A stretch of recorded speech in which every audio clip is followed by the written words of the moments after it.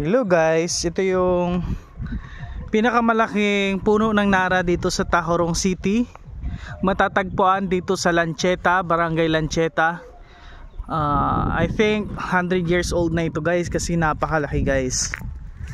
Ito guys, oh, laki. Parang silaki doon sa nakita ko sa Baler. Ang laki guys. Oh, nakaka-amaze ng kanyang kalakihan. Puno ng Nara to guys. Yan. Napakalaki. Parang pasyalan din siya guys. So, ang ganda ng tanawin dito guys. Nag-iisa lang siya dito guys sa pinakamalaking puno. 100 years old tree ng Nara. Yan guys, napakalaki.